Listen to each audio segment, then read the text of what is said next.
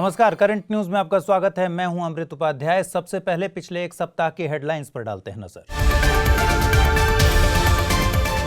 Quad देशों के शीर्ष नेताओं की पहली बैठक संपन्न। कोरोना से लड़ाई को लेकर वित्तीय करार पर बनी सहमति। ज्यादा से ज्यादा कोरोना वैक्सीन के विनिर्माण पर रहेगा सभी देशों का जोर। प्रधानमंत्री स्वास्थ्य सुरक्षा निधि को सरकार की मंजूरी। स्वास्थ्य एवं परिवार कल्याण मंत्रालय की फ्लैगशिप स्कीम्स की फंडिंग में आएगी तेजी। स्वास्थ्य सेवाओं तक बढ़ेगी लोगों की पहुंच।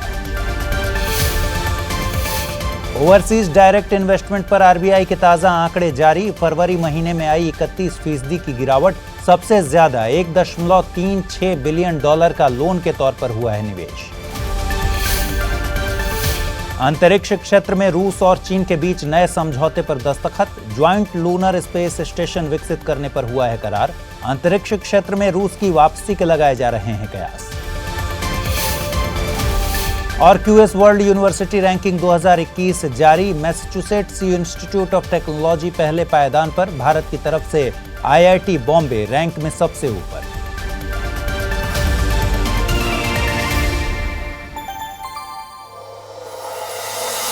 खबरों की शुरुआत करें उससे पहले आप सबके लिए एक जरूरी सूचना। अगर आप यूपी पीसीएस की तैयारी कर रहे हैं और नजदीक आती प्रीलिम्स परीक्षा से परेशान हो रहे हैं तो अब आप इस चिंता से मुक्त हो जाइए, क्योंकि टीम दृष्टि प्रस्तुत कर रही है UP PCS quick revision course, ताकि आप तेजी से पूरा पाठ्यक्रम दोहरा सकें और प्रीलिम्स परीक्षा में अपनी सफलता को सुनिश्चित कर सकें। इस कोर्स में आपको मिलेंगी एक्सपर्ट फैकल्टीज की कुल 80 कक्षाएं, जीएस के सभी खंडों पर अलग अलग लेक्चर्स, करंट अफेयर्स का वार्षिक संकलन और वो तमाम सुविधाएं जो आपको सफल बनाएंगी। आप अभी इस कोर्स को ज्वाइन कर सकते हैं।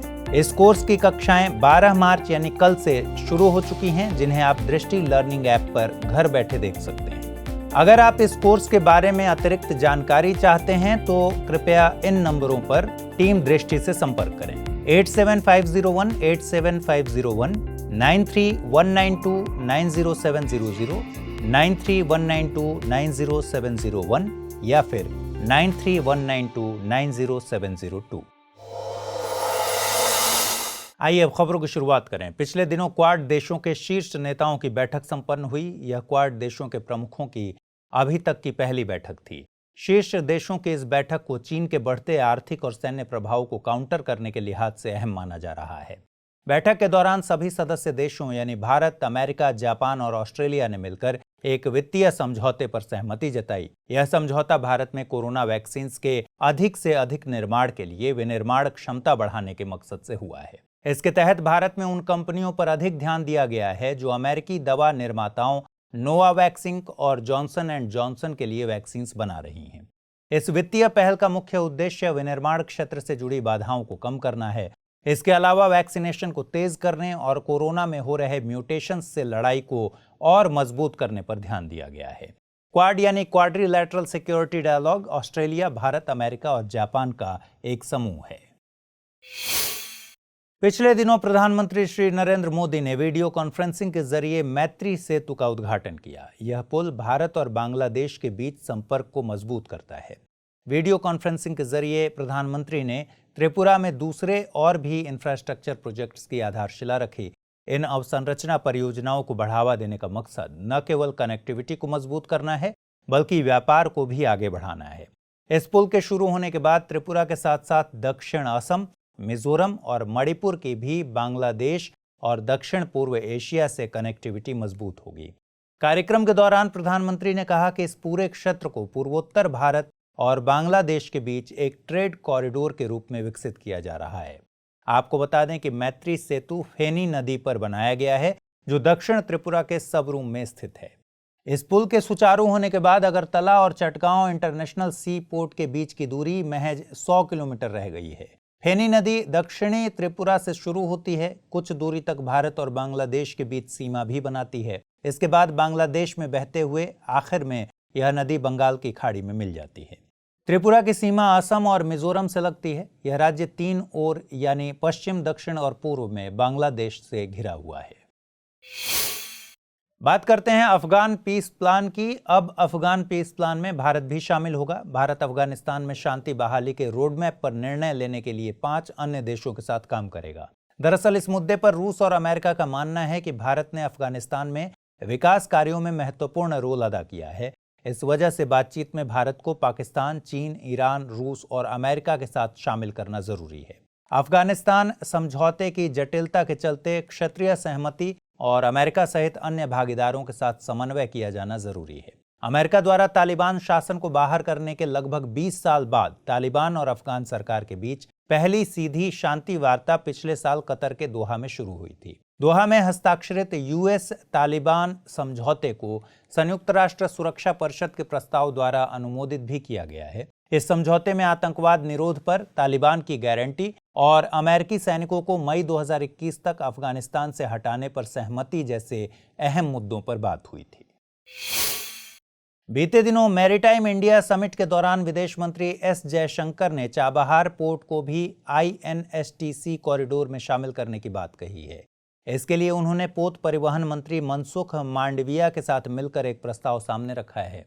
इस प्रस्ताव में INSTC कॉरिडोर की कनेक्टिविटी में बदलाव के साथ सदस्य संख्या बढ़ाने का जिक्र भी है। अब INSTC में अफगानिस्तान और उज्बेकिस्तान को भी शामिल करने की बात चल रही है। इसके साथ ही एक लैंड रूट की बात की गई है जो ताशकंद और काबुल से होकर गुजरेगा। इसे INSTC का पूर्वी कॉरिडोर कहा जाएगा। आपको बता दें कि पिछले दिनों मैरीटाइम इंडिया समिट का आयोजन किया गया, जिसके साथ साथ चाबहार दिवस भी मनाया गया। कार्यक्रम में अफगानिस्तान, आर्मेनिया, ईरान, कजाकिस्तान, रूस और उज्बेकिस्तान के मंत्रियों ने भी हिस्सा लिया। इस दौरान ईरान ने चाबहार के विकास पर जोर दिया, जिसमें भारत की तरफ से मदद की बात कही गई है। INSTC का पूरा नाम international north south transport corridor है। INSTC का प्रस्ताव सबसे पहले वर्ष 2000 में भारत, ईरान और रूस ने मिलकर रखा था। इसके बाद इसमें धीरे धीरे 10 अन्य मध्य एवं पश्चिमी एशियाई देश शामिल हो गए। अब इसमें 13 सदस्य देश हैं: भारत, ईरान, रूस, Azerbaijan, Armenia, Kazakhstan, Kyrgyzstan, Tajikistan, तुर्की, यूक्रेन, बेलारूस, सीरिया और ओमान। INSTC के तहत 7200 किलोमीटर लंबे मल्टी मोड ट्रांजिट रूट का प्रस्ताव है। इसमें समुद्री, सड़क और रेल तीनों ही तरह के मार्ग शामिल होंगे। इन मार्गों के जरिए सदस्य देशों के बीच माल की आवाजाही की जा सकेगी। इसके जरिए भारत और रूस के बीच माल यातायात की लागत और समय दोनों में कमी आएगी। बीते दिनों केंद्रीय कैबिनेट ने PMSSN को मंजूरी दे दी। PMSSN यानी प्रधानमंत्री स्वास्थ्य सुरक्षा निधि स्वास्थ्य क्षेत्र के लिए एक single non lapsable reserve fund होगा। इसका मतलब यह हुआ कि वित्त वर्ष के खत्म होने से इसमें मौजूद धन लैप्स नहीं होगा। आपको बता दें कि वित्त अधिनियम 2007 के तहत जो स्वास्थ्य और शिक्षा उपकर लिया जाता है, इस निधि को उसी उपकर से बनाया गया है। इस फंड के आने से स्वास्थ्य और देखभाल तक लोगों की पहुंच और अधिक बढ़ेगी। PMSSN लोक खाते में जमा होगा। इस निधि के तहत एक्रूएल्स यानी हासिल होने वाली सामग्री का इस्तेमाल स्वास्थ्य मंत्रालय की फ्लैगशिप स्कीम्स में किया जा सकेगा। इन योजनाओं में आयुष्मान भारत, प्रधानमंत्री Jan Arogya Yojana, Ayushman Bharat health and wellness centre आदि शामिल हैं। इसके अलावा राष्ट्रीय स्वास्थ्य मिशन, प्रधानमंत्री स्वास्थ्य सुरक्षा योजना, स्वास्थ्य आपातकाल से जुड़ी तैयारियों या राष्ट्रीय स्वास्थ्य नीति अथवा सतत विकास लक्ष्य पर भी विचार किया जा सकता है। इसका मतलब यह हुआ कि स्वास्थ्य मंत्रालय की योजनाओं के लिए शुरुआती स्तर पर इसी निधि से खर्च होगा। इसके बाद जरूरत पड़ने पर बजट की मदद ली जा सकेगी। PMSSN के प्रशासन और देखरेख की जिम्मेदारी स्वास्थ्य एवं परिवार कल्याण मंत्रालय को दी गई है। नए नियम आने के बाद से OTT प्लेटफॉर्म्स लगातार चर्चा में हैं। इस पर केंद्रीय मंत्री प्रकाश जावड़ेकर ने OTT प्लेटफॉर्म्स के प्रतिनिधियों से बातचीत की। इस दौरान सरकार ने रुख साफ किया है कि किसी भी OTT प्लेटफॉर्म को सरकार के पास अपना पंजीकरण कराने की जरूरत नहीं होगी। इसके अलावा इस बात पर भी सरकार ने अपनी मंशा साफ कर दी है कि सेल्फ रेगुलेटरी बॉडी में सरकार का कोई भी नुमाइंदा नहीं होगा। सेंसरशिप पर सरकार का कहना है कि नए नियम सेल्फ क्लासिफिकेशन पर ज्यादा जोर देते हैं, न कि किसी तरह की सेंसरशिप पर। सरकार ने कहा कि OTT प्लेटफॉर्म्स को एक प्रभावी रिड्रेसल मैकेनिज्म बनाना होगा ताकि कंटेंट से जुड़ी शिकायतों पर सुनवाई हो सके। गौरतलब है कि हाल ही में सरकार ने सोशल मीडिया प्लेटफॉर्म्स के रेगुलेशन के लिए नए नियम जारी किए थे।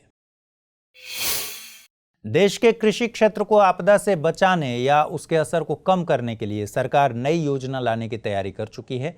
कृषि मंत्रालय इसी महीने NADMP यानी national agriculture disaster management plan की घोषणा कर सकता है। इस योजना का मकसद बाढ़ और सूखा जैसी आपदाओं के प्रति समय रहते कार्रवाई करना है।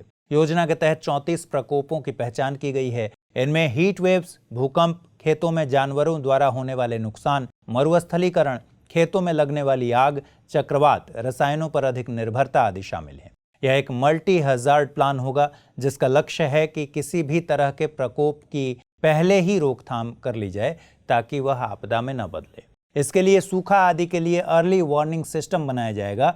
वहीं शॉर्ट टर्म यानी 1 साल तक, मीडियम यानी 3 साल तक और लॉन्ग टर्म मेजर्स यानी 3 साल से अधिक के उपायों की एक रणनीति पर काम होगा। इन सभी बातों के अलावा इस योजना में जो एक खास बात है वह ये कि इसमें हजार्ड रिस्क वल्नरेबिलिटी विश्लेषण को शामिल किया गया है। इसका मतलब पूरी कृषि प्रणाली में मौजूद कमियों का पता लगाया जाएगा ताकि प्रकोप खतरनाक रूप धारण न करे।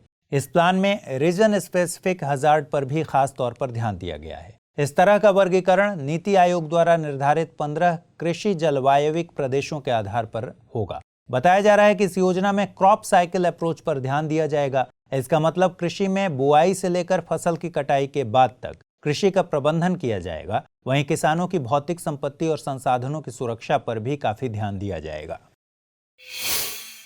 पृथ्वी विज्ञान मंत्रालय जल्द ही अपनी तरह का पहला कोस्टल स्पाशियल मैपिंग इनिशिएटिव लाने की तैयारी में है। इसका मकसद उभरती सतत गतिविधियों की संभावनाओं का आकलन करना है। इस आकलन के जरिए सरकार उद्योगों, मत्स्यन, पर्यटन और समुद्र आधारित दूसरी अन्य गतिविधियों को बढ़ावा दे सकेगी। मरीन स्पाशियल प्लानिंग एक 5 वर्षीय कार्यक्रम है जिसमें भारत नॉर्वे सरकार के साथ आगे बढ़ रहा है। इससे पहले पिछले साल भी पृथ्वी विज्ञान मंत्रालय ने नॉर्वे सरकार के साथ एक MOU किया था। उस MOU के तहत Indo Norway integrated ocean initiative की शुरुआत की गई थी। मरीन स्पाशियल प्लानिंग की बात करें तो इसे फिलहाल एक पायलट प्रोजेक्ट के तौर पर पुदुचेरी और लक्षद्वीप में ही शुरू किया जा रहा है। इस प्लानिंग में चेन्नई स्थित national centre for coastal research के विशेषज्ञ सीधी भूमिका निभा रहे हैं। एक बार मैपिंग पूरी होने के बाद वैज्ञानिकों की एक टीम इन 2 साइट्स के संबंध में अनुकूल और सतत गतिविधियों पर एक रिपोर्ट पेश करेगी। यह पूरा प्रोजेक्ट एक अंतर मंत्रालयी प्रोजेक्ट होगा जिसमें पर्यावरण, व्यापार, उद्योग, पोत परिवहन, मत्स्यन, पशुपालन आदि विभाग शामिल होंगे। इसके अलावा तमिलनाडु सरकार और लक्षद्वीप प्रशासन भी इसमें आगे रहेगा।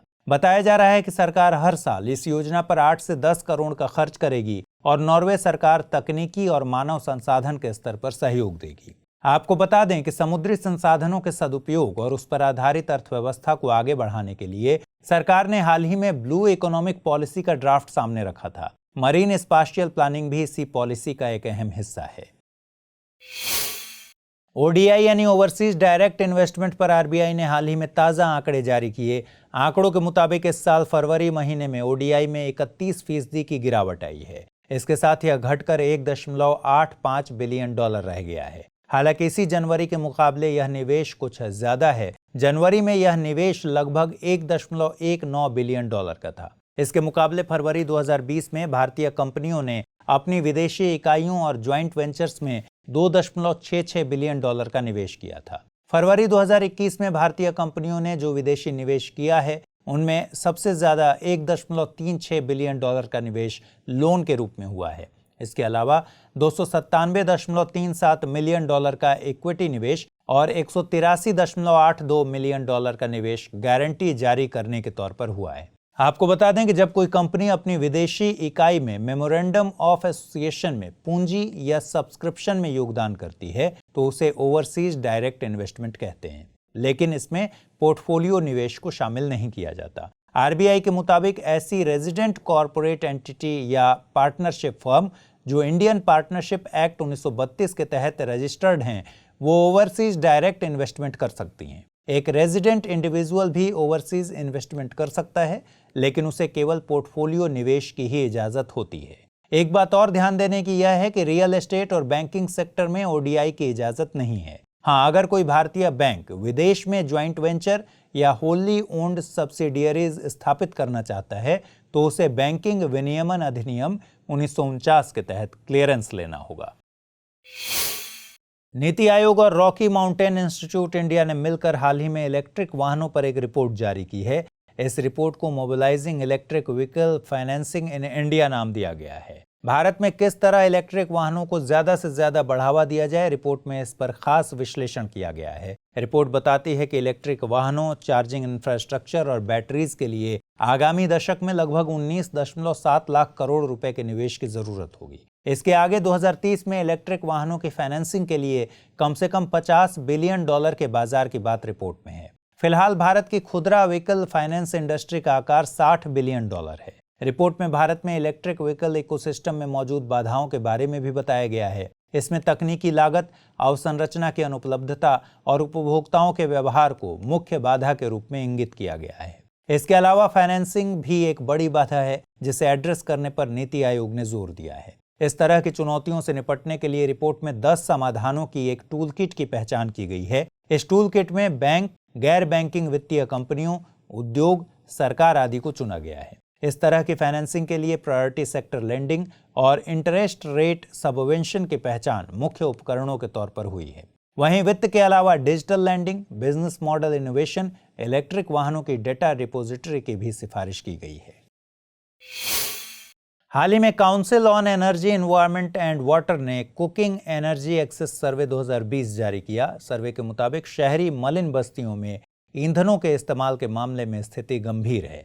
मलिन बस्तियों के 86% घरों में एलपीजी कनेक्शंस होने के बावजूद आधे घरों में ही इसका पूरी तरह इस्तेमाल होता है। अभी भी ज्यादातर घरों में ईंधन के तौर पर बायोगैस या लकड़ी का उपयोग किया जा रहा है। 16% घरों में लोग लकड़ी, डंग केक्स यानी कंडे, कृषि अपशिष्ट, चारकोल या केरोसिन को प्राथमिक ईंधन के रूप में इस्तेमाल कर रहे हैं। इसके चलते शहरी मलिन बस्तियों में इंडोर पॉल्यूशन की समस्या बढ़ती जा रही है। हालांकि अध्ययन में यह साफ किया गया है कि प्रधानमंत्री उज्ज्वला योजना आने के बाद एलपीजी कनेक्शन की संख्या बढ़ी है। इसके बावजूद एलपीजी के पूरी तरह इस्तेमाल होने का ग्राफ अभी भी नीचे है। रिपोर्ट में इसकी मुख्य वजह लोगों की कीमत वहन करने की क्षमता को बताया गया है। लोग एलपीजी कनेक्शन के जरिए मिली पहली सब्सिडी के बाद सिलेंडर रिफिल करने की कीमत नहीं चुका पा रहे हैं। इसके चलते उन्हें फिर से परंपरागत ईंधनों का इस्तेमाल करना पड़ रहा है। यह सर्वे 6 राज्यों के शहरी मलिन क्षेत्रों में किया गया था। इन राज्यों में शामिल हैं बिहार, छत्तीसगढ़, झारखंड, मध्य प्रदेश, राजस्थान और उत्तर प्रदेश। आपको बता दें कि इन 6 राज्यों में भारत की कुल शहरी मलिन बस्ती आबादी का 1/4 हिस्सा निवास करता है। जनगणना 2011 के आंकड़ों के मुताबिक भारत में 13.7 मिलियन से ज्यादा लोग मलिन बस्तियों में रहते हैं। खुदरा भुगतान प्रणाली के लिए NUEs यानी न्यू अम्ब्रेला एंटिटीज फिर से चर्चा में है। इसके गठन के लिए रिलायंस और टाटा से लेकर अमेजॉन और पेटीएम जैसी निजी कंपनियां भी प्रयास कर रही हैं। NUEs के गठन का विचार RBI ने रखा था। RBI का मत है कि यह मौजूदा NPCI यानी national payment corporation of India का विकल्प बन सकता है। RBI ने कंपनियों को NUE स्थापित करने के लिए आवेदन जमा करने की समय सीमा 31 मार्च निर्धारित की है। RBI के मुताबिक इससे खुदरा भुगतान प्रणाली के क्षेत्र में प्रतिस्पर्धा बढ़ेगी।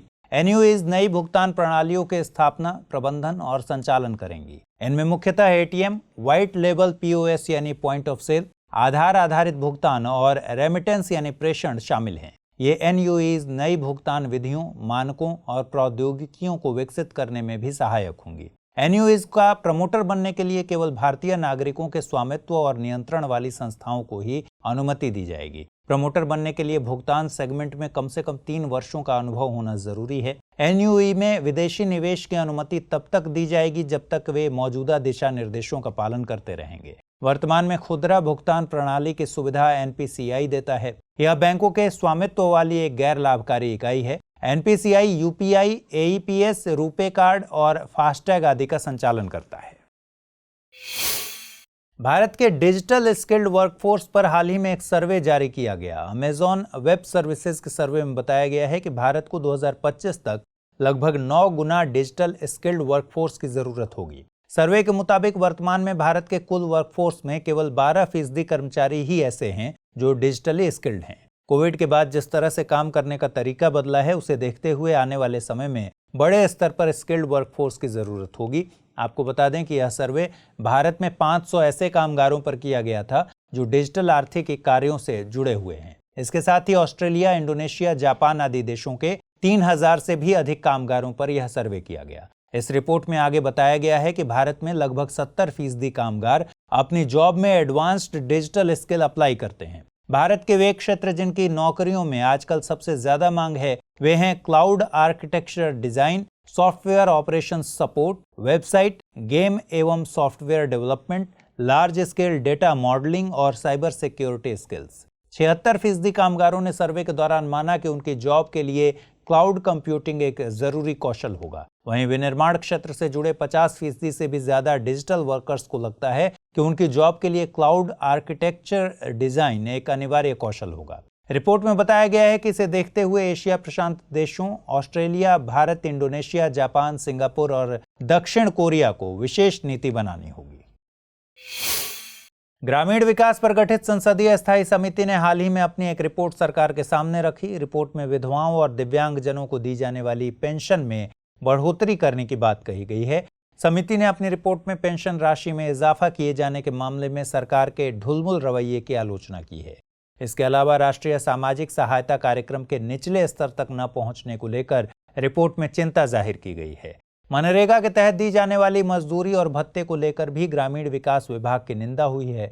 रिपोर्ट में बताया गया है कि कोविड के दौर में मनरेगा के तहत काम की मांग काफी बढ़ जाने के बाद भी फंड को रिलीज करने में काफी देरी की गई। राष्ट्रीय सामाजिक सहायता कार्यक्रम ग्रामीण विकास मंत्रालय की एक कल्याणकारी योजना है।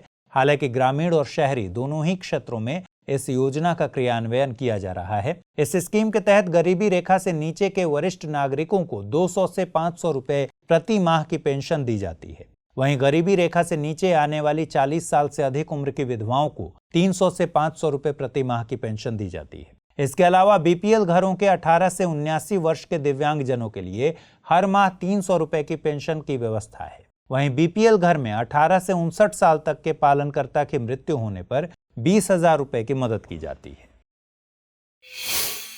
रूस और चीन अंतरिक्ष क्षेत्र में भी अपनी दोस्ती को आगे बढ़ाने की तैयारी में हैं। दरअसल हाल ही में दोनों देशों ने एक समझौते पर दस्तखत किए हैं, जिसके तहत वे आने वाले समय में एक joint lunar space station launch करेंगे। आगामी अंतरिक्ष योजना के लिए रूस की अंतरिक्ष एजेंसी रॉसकॉस्मोस ने चाइनाज नेशनल स्पेस एडमिनिस्ट्रेशन से करार किया है। करार के तहत चंद्रमा की सतह या उसकी कक्षा में प्रयोगों के लिए सुविधायुक्त कॉम्प्लेक्स का विकास किया जाना है। अब इस समझौते से ये कयास लगाए जा रहे हैं कि जिस तरह रूस पिछले कुछ सालों में अंतरिक्ष क्षेत्र में पीछे रह गया है, वह उसकी भरपाई करना चाहता है। गौरतलब है कि रूस, जिसे पहले सोवियत संघ कहा जाता था, वही देश है जिसने पहली बार किसी इंसान को अंतरिक्ष में भेजा था। इस साल रूस अपने पहले मानव युक्त यान की 60वीं वर्षगांठ मना रहा है। दरअसल 1961 में रूस ने अंतरिक्ष यात्री यूरी गागरिन को सफलतापूर्वक अंतरिक्ष में भेजा था। इसके 2 साल बाद ही वैलेंटीना तेरेश्कोवा को अंतरिक्ष यात्रा पर भेजा गया था। उन्हें वोस्तोक 6 स्पेसक्राफ्ट के जरिए इस यात्रा पर भेजा गया था। वे दुनिया की पहली महिला अंतरिक्ष यात्री हैं। रूस की पहली मानव युक्त अंतरिक्ष यात्रा के 1 महीने बाद ही अमेरिका ने भी अपना पहला मानव युक्त अंतरिक्ष यान भेज दिया। इस मिशन के तहत ही अमेरिका ने एलन शेफर्ड को अंतरिक्ष यात्रा पर भेजा। वे अमेरिका के पहले अंतरिक्ष यात्री थे। अंतरिक्ष क्षेत्र में रूस और अमेरिका की बात करें तो दोनों ही देश लंबे समय से एक दूसरे का सहयोग कर रहे हैं। हालांकि रूस ने पिछले साल आर्टेमिस एकॉर्ड पर नासा का साथ नहीं दिया। गौरतलब है कि नासा ने इस एकॉर्ड के तहत 2024 तक पहली महिला और अगले पुरुष यात्री को चंद्रमा पर पहुंचाने का लक्ष्य रखा है। हाल ही में कृषि के संबंध में एक अध्ययन जारी किया गया। अध्ययन के मुताबिक फसल पोषण प्रबंधन में अगर डिजिटल टूल्स का इस्तेमाल किया जाता है तो इससे फसल की पैदावार बढ़ाई जा सकती है। इसके साथ ही कृषि से होने वाले ग्रीन हाउस गैस उत्सर्जन में भी कमी आएगी। इस अध्ययन में खेत आधारित उर्वरकों के उपयोग पर फोकस किया गया है। इसके मुताबिक सिंधु गंगा के मैदानी इलाकों में अगर खेत आधारित उर्वरकों का इस्तेमाल किया जाता है तो इससे पैदावार बढ़ेगी। यह पैदावार परंपरागत उर्वरक इस्तेमाल वाले खेतों के मुकाबले अधिक होगी। वहीं इससे न केवल लागत कम होगी बल्कि किसानों की आय भी बढ़ सकती है। आपको बता दें कि यह अध्ययन 2013 से 17 के बीच चावल और गेहूं के फसल मौसम में किया गया था। जनवरी 2021 में नेचर साइंटिफिक रिपोर्ट में इस अध्ययन को प्रकाशित किया गया। अध्ययन में इंटरनेशनल मेज एंड व्हीट इंप्रूवमेंट सेंटर के वैज्ञानिकों की सीधी भूमिका रही है। अध्ययन के दौरान वैज्ञानिकों ने कृषि फार्म्स में 2 तरह से उर्वरकों का इस्तेमाल किया। एक digital nutrient tool nutrient expert आधारित और दूसरा FFP यानी फार्मर फर्टिलाइजेशन प्रैक्टिसेस यानी किसानों की परंपरागत पद्धति पर आधारित। FFP दरअसल किसानों के अपने ज्ञान और अनुभव पर आधारित होता है। वैज्ञानिकों ने माना कि न्यूट्रिएंट एक्सपर्ट के आधार पर नाइट्रोजन के इनपुट्स में 15 से 35% की कमी आई है। इसके उलट अनाजों की पैदावार 4 से 8% का इजाफा, जबकि ग्लोबल वार्मिंग क्षमता में 2 से 20% की कमी देखी गई। रिपोर्ट में गेहूं और चावल की फसल में न्यूट्रिएंट एक्सपर्ट की सिफारिशों के आधार पर उर्वरक के उपयोग की बात कही गई है। इससे हर साल लगभग 5.34 मिलियन टन CO2 के उत्सर्जन में कमी आ सकती है। QS वर्ल्ड यूनिवर्सिटी रैंकिंग 2021 जारी कर दी गई है। इस सूची में अमेरिका का मैसाचुसेट्स इंस्टीट्यूट ऑफ टेक्नोलॉजी पहले पायदान पर रहा। सूची में दूसरे और तीसरे पायदान पर क्रमशः स्टैनफोर्ड यूनिवर्सिटी और हार्वर्ड यूनिवर्सिटी रही। टॉप 10 में अमेरिका के 5, यूनाइटेड किंगडम के 4 और स्विट्जरलैंड का 1 शिक्षण संस्थान शामिल है। इस रैंकिंग में भारत की स्थिति को देखें तो सबसे बेहतरीन प्रदर्शन IIT बॉम्बे का रहा। इसे सूची में 172वां स्थान मिला है। टॉप 1000 सर्वश्रेष्ठ वैश्विक विश्वविद्यालयों में भारत के 21 शिक्षण संस्थानों ने जगह बनाई है। आपको बता दें कि QS का गठन 1990 में किया गया था। इसका मकसद वैश्विक उच्च शिक्षा क्षेत्र में सेवाओं, विश्लेषण और अंतर्दृष्टि के लिए दुनिया के विश्वविद्यालयों को रैंकिंग देना है। इसके अलावा QS world university rankings by subject 2021 भी जारी की गई। इसमें भारत के 12 संस्थानों ने अलग अलग विषयों में टॉप 100 में जगह बनाई है। भारत के 12 संस्थानों से 25 प्रोग्राम्स टॉप 100 में शामिल किए गए हैं।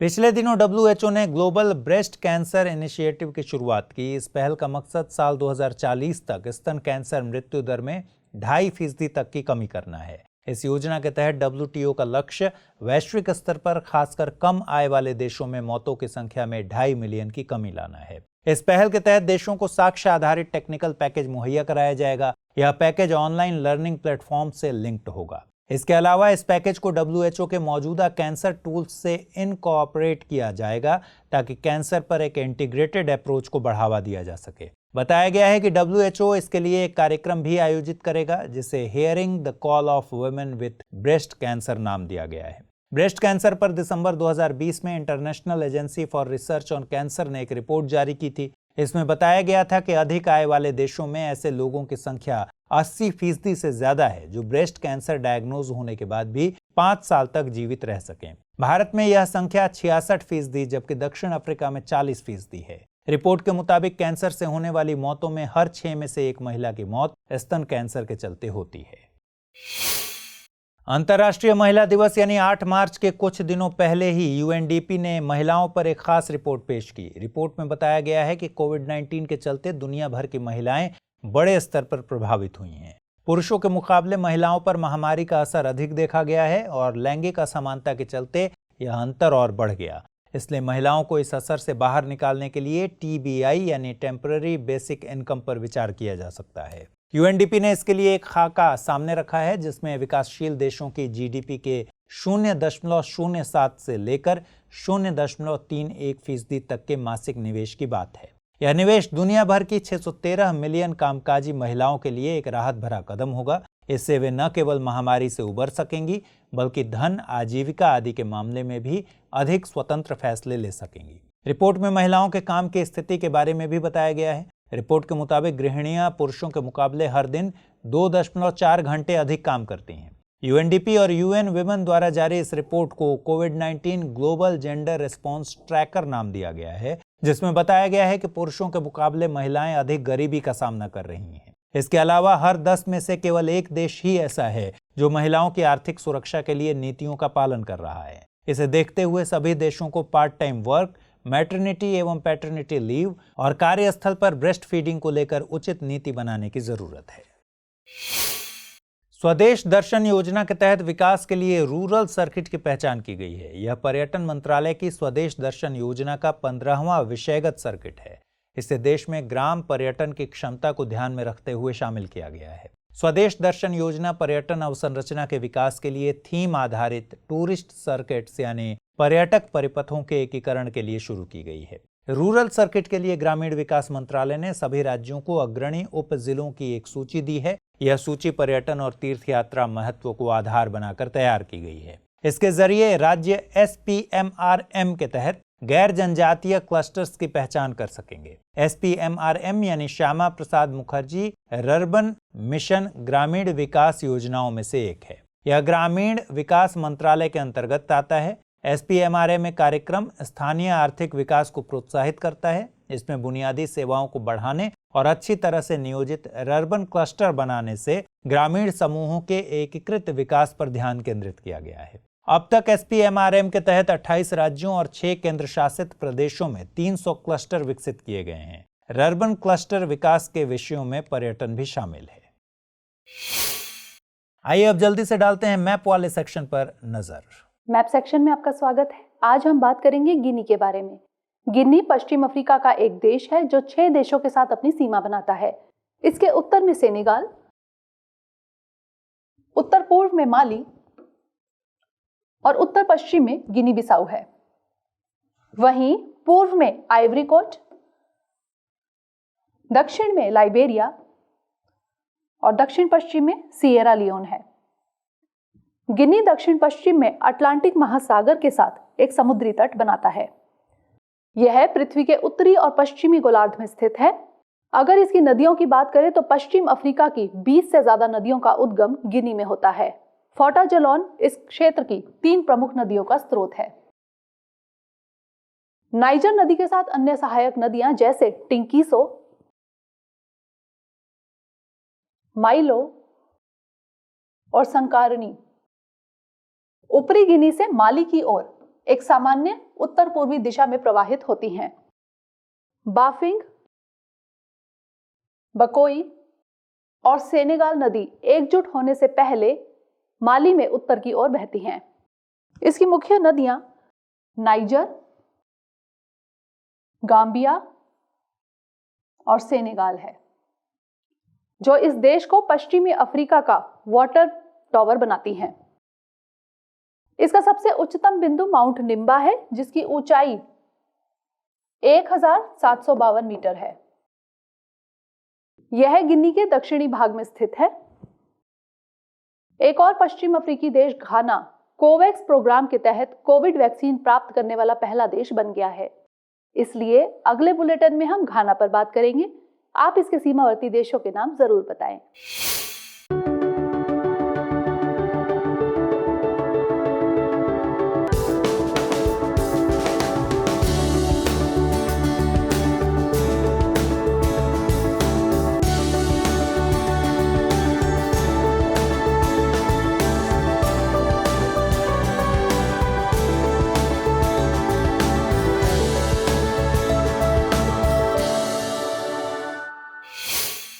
तो फिलहाल इस बुलेटिन में इतना ही। खबरों को विस्तार से पढ़ने के लिए विजिट कीजिए www.drishtias.com पर। साथ ही दृष्टि आयस के हिंदी और अंग्रेजी यूट्यूब चैनल को लाइक, शेयर और सब्सक्राइब करना मत भूलिए। लेकिन चलते चलते डालते हैं कुछ छोटी मगर जरूरी खबरों पर नजर। वेनेजुएला के केंद्रीय बैंक ने हाल ही में घोषणा की है कि वह जल्द ही 1 मिलियन की कीमत का बैंक नोट जारी करेगा। यह बैंक नोट वेनेजुएला की मुद्रा वेनेजुएलन बोलीवर में जारी होगा। बैंक ने यह फैसला देश के आर्थिक संकट को देखते हुए लिया है। गौरतलब है कि दक्षिण अमेरिकी देश वेनेजुएला की सीमा पश्चिम और दक्षिण पश्चिम में कोलंबिया, पूर्व में गुयाना और दक्षिण में ब्राजील से लगती है। इसके उत्तर में कैरेबियन सागर है। बीते दिनों स्विट्जरलैंड में एक रेफरेंडम पास किया गया। इस रेफरेंडम में स्विट्जरलैंड में कुछ मुस्लिम महिलाओं द्वारा पहने जाने वाले बुर्का और निकाब पर रोक लगाने का प्रस्ताव है। इसके अलावा विरोध प्रदर्शनों में रंग बिरंगे रुमाल लगाने पर भी रोक का प्रस्ताव रखा गया है। बहरहाल बहुत कम लोगों ने ही इस रेफरेंडम पर अपनी सहमति जताई है। स्विट्जरलैंड यूरोप में अवस्थित एक लैंडलॉक्ड यानी भू आवेष्टित देश है और इस देश की सीमाएं फ्रांस, जर्मनी, इटली, ऑस्ट्रिया और लिंचेस्टाइन से लगती हैं। डेनमार्क ने एस्ट्राजेनेका कोविड-19 वैक्सीन शॉट्स को अस्थायी रूप से निलंबित कर दिया है। यह निर्णय डेनमार्क में टीकाकरण के बाद रक्त के थक्के बनने के मामलों की रिपोर्ट के बाद लिया गया है। इससे पहले ऑस्ट्रिया ने एक मौत के बाद से एस्ट्राजेनेका शॉट्स के एक बैच का उपयोग करना बंद कर दिया था। इसके अलावा 6 अन्य यूरोपीय देशों ने एस्ट्राजेनेका के वैक्सीन बैच के उपयोग को रोक दिया था।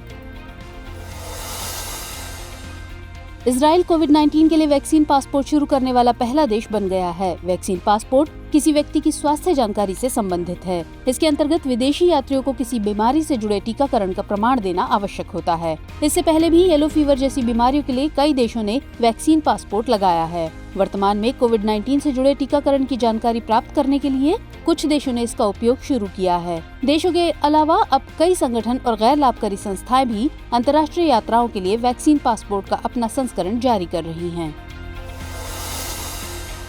हाल ही में चीन की संसद ने हांगकांग की चुनावी प्रणाली पर कानून पारित करने के लिए मतदान किया। दरअसल हांगकांग में बहुत समय से लोकतंत्र समर्थक रैलियां चल रही हैं। इस बीच यह कानून हांगकांग के ऊपर चीन के प्रभाव को और बढ़ाएगा। योजना सत्तारूढ़ कम्युनिस्ट पार्टी को हांगकांग के सांसदों की अधिक नियुक्ति करने की अनुमति देगी। इंडोनेशिया के सुमात्रा द्वीप पर ज्वालामुखी में उद्गार और गैस बादलों के निकलने की घटना हुई। उत्तरी सुमात्रा में माउंट सिनाबुंग से हवा और गर्म राख के बादल लगभग 1000 मीटर की ऊंचाई तक दिखे। सिनाबुंग 2600 मीटर ऊंचा है। गौरतलब है कि 2010 में विस्फोट से पहले सिनाबुंग 4 शताब्दियों से निष्क्रिय था। हाल ही में संयुक्त राष्ट्र पर्यावरण कार्यक्रम ने फूड वेस्ट इंडेक्स रिपोर्ट 2021 जारी किया है। रिपोर्ट की माने तो 2019 में विश्व स्तर पर अनुमानतः 931 मिलियन टन भोजन की बर्बादी हुई। रिपोर्ट के मुताबिक भारत में एक वर्ष में लगभग 68.7 million ton household food waste होता है, यानी कि भारत में हाउस होल्ड फूड वेस्ट का अनुमान 50 किलोग्राम प्रति व्यक्ति प्रति वर्ष रहा है। बीते दिनों ISRF यानी इंडिया साइंस रिसर्च फेलोशिप 2021 की घोषणा की गई। इसके लिए 6 देशों के 40 शोधकर्ताओं को चुना गया है। ISRF को विज्ञान और प्रौद्योगिकी विभाग द्वारा 2015 में शुरू किया गया था। इसके तहत अफगानिस्तान, बांग्लादेश, भूटान, मालदीव, म्यांमार, नेपाल, श्रीलंका, थाईलैंड के शोधकर्ताओं को भारतीय विश्वविद्यालयों और अनुसंधान संस्थानों में काम करने का मौका दिया जाता है। बीते 12 मार्च से आजादी के अमृत महोत्सव की शुरुआत की गई। यह महोत्सव 75 सप्ताह तक मनाने की योजना है। इसे 2022 में भारत की आजादी के 75 साल पूरे होने की खुशी में मनाया जा रहा है। प्रधानमंत्री नरेंद्र मोदी ने दांडी मार्च को हरी झंडी दिखाकर इस आयोजन को शुरू किया। दरअसल इस 12 मार्च को ऐतिहासिक नमक सत्याग्रह की 91वीं वर्षगांठ मनाई गई। 1930 में इसी दिन महात्मा गांधी ने नमक सत्याग्रह की शुरुआत की थी।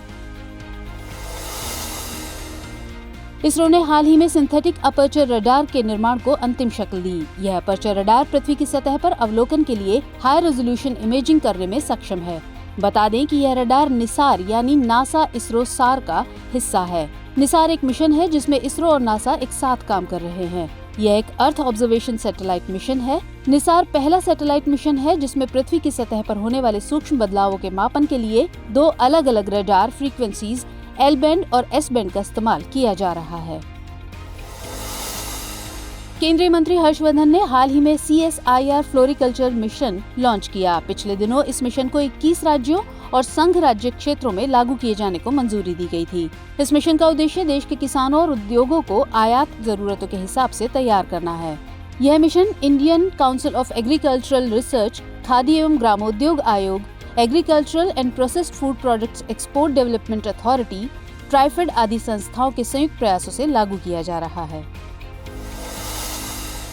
उत्तराखंड में हालिया राजनीतिक उठापटक के बाद त्रिवेंद्र सिंह रावत ने मुख्यमंत्री पद से अपना इस्तीफा दे दिया। इसके बाद तीरथ सिंह रावत ने उत्तराखंड के नए मुख्यमंत्री के रूप में शपथ ली। तीरथ सिंह रावत 2013 से 2015 के बीच उत्तराखंड में भारतीय जनता पार्टी के अध्यक्ष पद पर रह चुके हैं। बता दें कि संविधान के अनुच्छेद 164 में मुख्यमंत्री की नियुक्ति का प्रावधान है। इस अनुच्छेद के मुताबिक राज्यपाल राज्य के मुख्यमंत्री की नियुक्ति करते हैं। मुख्यमंत्री की सलाह के बाद दूसरे मंत्रियों की नियुक्ति भी राज्यपाल ही करते हैं। मुख्यमंत्री और अन्य मंत्री राज्यपाल के प्रसाद पर्यंत पद धारण करते हैं। जल्द ही भारत का सबसे बड़ा फ्लोटिंग सोलर पावर प्लांट चालू होगा। इसके मई से शुरू होने की उम्मीद है। इस पावर प्लांट की क्षमता 100 मेगावाट है। पावर प्लांट को NTPC यानी नेशनल थर्मल पावर कॉरपोरेशन द्वारा तेलंगाना के रामागुंडम में शुरू किया जाएगा। NTPC दक्षिणी क्षेत्र में 447 मेगावाट की क्षमता की नवीकरणीय सौर ऊर्जा संयंत्रों को स्थापित कर रही है। रामागुंडम पावर प्लांट उनमें से एक है। इसकी पूरी क्षमता मार्च 2023 तक चालू हो जाएगी। हमारी टीम कोशिश करती है कि आपको दी गई खबरों में एक भी गलती ना हो, लेकिन यदि किसी सोर्स या ह्यूमन एरर की वजह से ऐसी गलती हो जाती है तो इस वीडियो के कमेंट बॉक्स में उस गलती को सुधार कर पिन कर दिया जाता है और यह आपको कमेंट बॉक्स में सबसे ऊपर दिखाई देता है।